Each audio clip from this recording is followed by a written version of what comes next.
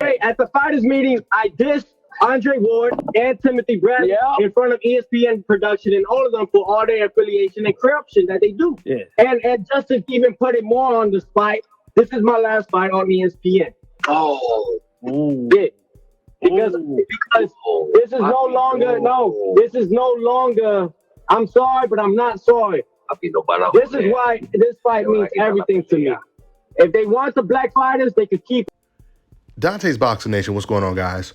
So after Teofimo Lopez let the boxing world know how he truly feels about black people in general, not just black fighters, as you guys heard, he also said that he dissed Andre Ward and Tim Bradley, basically saying that they're a bunch of N-word lovers. Because he also said in this same clip, you know, he's not a D rider.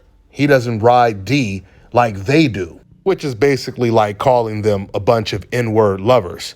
Because he follows that up by saying if they want the black fighters, they can keep them. Teofimo is basically telling us how ESPN and Top Rank would look if he was running the companies. So when Teofimo dissed quote-unquote black fighters, including obviously Tim Bradley and Andre Ward, Tim Bradley actually went on Max Kellerman's show and he responded to everything that Teofimo Lopez said. But of course, ESPN's Max Kellerman, he didn't even bring up what Teofimo Lopez said in particular when it comes to black fighters.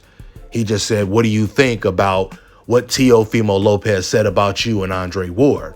And this is what Tim Bradley said in response. He had some things to say about you and Andre recently.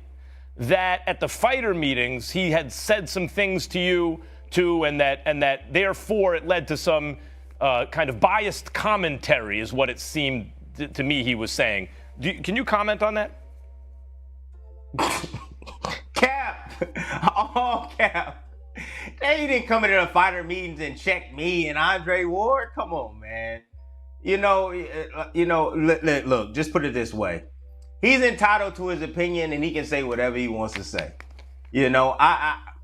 I'm not losing any sleep, Max. And at the end of the day, I always say these two things. All right?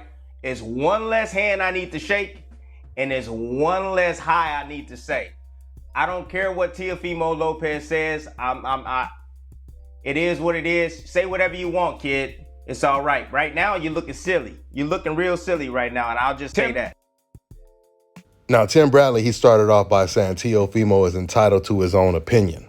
An opinion and a lie is two complete different things. It would have been better if Tim Bradley would have said he's entitled to freedom of speech. Obviously, meaning you could say whatever you want. You could be as racist as you want. It's up to you. Now, Teofimo, he also posted a picture of him and Donald Trump right after he said this, which is no coincidence when it comes to the timing and all. Boxing has always been a sport that has been based on race, nationality, and pride. And Teofimo Lopez is making that very clear.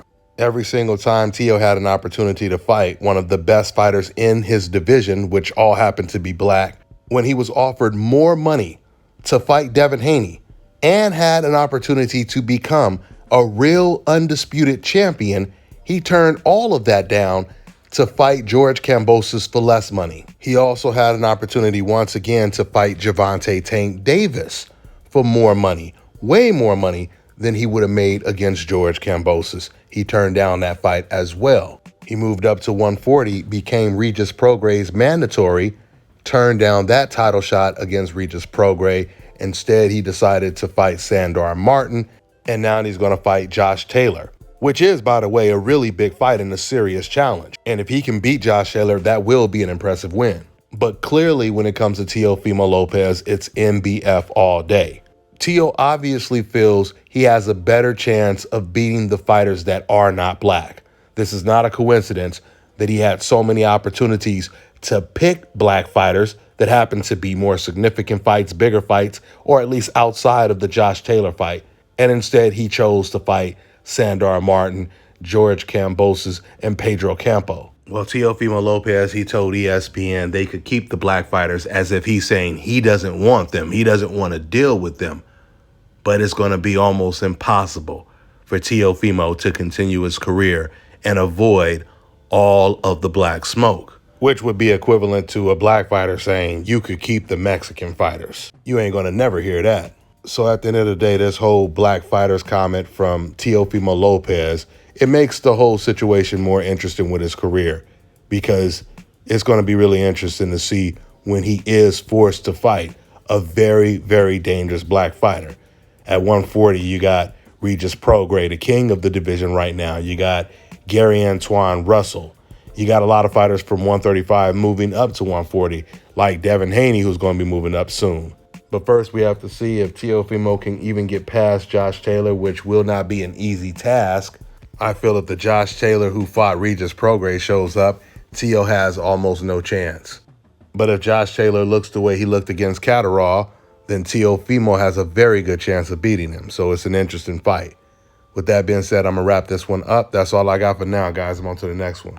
All right, now check this out, guys. If you're looking to repair eczema scars, burns and bruises, dark spots and blemishes, Fever blisters, diabetic ulcers, this right here is the perfect product for you guys. It's called Elo Diki Face and Body Oil. Athletes and top-ranking boxers, they're also using it after training to reduce swelling, inflammation, and to ease the pain. So get yours today. Go to elodiki.com. like them on Facebook, and follow them on Instagram. Let me tell you guys about Issa Israel Law Firm. It is a full-service legal practice based in Denver, Colorado, an emerging hub for combat sports and high-altitude training. If you're a fighter inside or outside of the ring and you need a law firm you can trust to fight for you, visit thefighterfirm.com or email help@iilawfirm.com. Legal representation is usually limited to plaintiffs or defendants in Colorado, but iFirm can help anyone in the world with trademarking their business name, logos, and U.S. immigration issues. This brother has been my attorney for a while and helped guide me through all kinds of business and civil issues, so make sure you guys go to thefighterfirm.com.